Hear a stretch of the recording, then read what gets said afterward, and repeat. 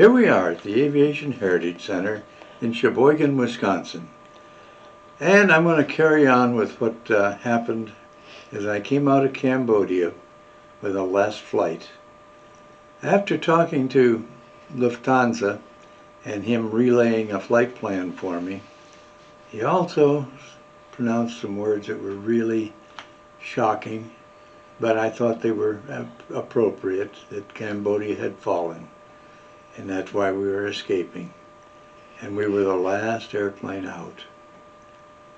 When I got closer to Don Mueang Airport in near Bangkok, and called the tower, and they cleared me to land on the civilian side of the field, not the military side, which I thought the military side would be where they'd impound me over there.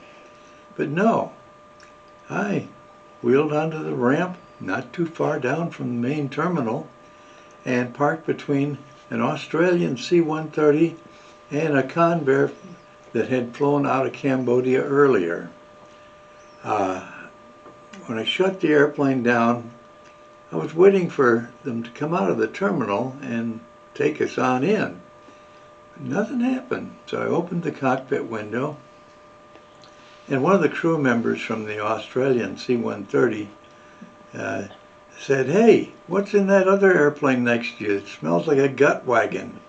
Well, what had happened is they'd left Cambodia with a load of pigs on board, and they shut down and they left the pigs on board in the Thai heat, and that's what killed them and created the smell on the ramp.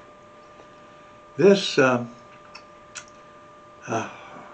was kind of daunting too, and I had the crew lower the air stair door and see if that brought any response from the terminal. And it didn't. Well, I got them together and said, we're going to walk into the terminal. We're all in uniform, which looked pretty good, and see what's going on in there. And I said, everybody just be quiet and let me do all the talking, because I've been here before. And we walked across the ramp and into the terminal.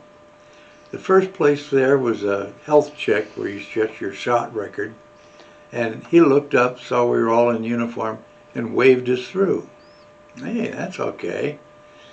Next thing, the immigration desks where they check passports and things like that were all empty. But they had an office on the side of the area with a glass window, and one of them looked up, saw me, and waved me over. Well, this looks like it's going to be the end of our trip right here, I thought. But I had an old Air America ID card in my pocket. And when I went into the office, he says, "Manifest, please." I said, "Sorry, I'm all out of the paperwork." And I flashed the Air America ID card. And he whipped out 10 copies with carbon, and I filled those out. Not particularly with our real names, but he stamped them, gave me a copy, and I went to the terminal, out to the taxi stand, and to a taxi that was waiting there. We all got in the same taxi and headed into Bangkok. Now, nobody else had a passport either, but my Filipino co-pilot, he wanted to go to the Filipino embassy and thought they'd be able to get him back home. The steward and stewardess, they had friends in town, and they wanted to go to their house. Now, this taxi, of course, would require payment. And I had no American money whatsoever, or Thai baht. But I had a whole briefcase full of Cambodian reals. And the 100 note was green, had hundreds in each corner, and it looked real good, except with the squiggly writing on it, the Sanskrit. But I folded it up so the only thing showing was the 100s. And we got close to where I wanted to go, and I told him, "Let me off here." And he pulled over the side of the road, and I got out, and I says, "You take these people wherever they want to go, and all I have is 100. You bring me back change?"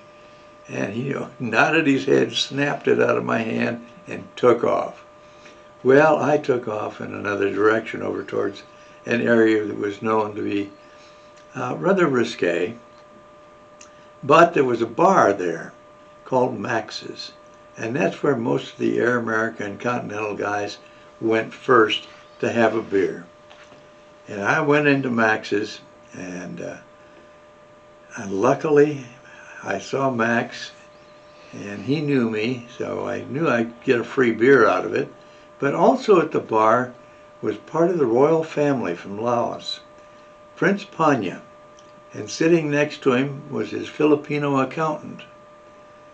And he looked at me and says, "Where you been?" I says, "Cambodia." He says, "Oh, that very bad." I says, "Yeah, I just got in from there, and I think I'm the last one out. But I do have a Convair 440 out at the airport, and it is Thai or Lao registered. And would you like it?" He said, "You work for me?" And I said, "Sure." And he turned to his accountant and had him open his briefcase and gave me $8,000 in US $100 bills. Now I can breathe a little bit. This is going to be good. The next day, back out to the airport, paid my landing fee, bought fuel, and filed a flight plan for Vientiane, Laos. Got off the ground, cruising up to where I knew that part of the world intimately, and let down and landed back in Vientiane, Laos, and parked the airplane. They towed it over to the other side of the field to get it repainted. And I went into the old Air America base manager's office, and Panya was there. And Panya asked me, "You like to be chief pilot C-46 rice drop program?" "Sure." And the Air America had left 2 C-46s there to do the rice drop program. And a new career in an old country started again.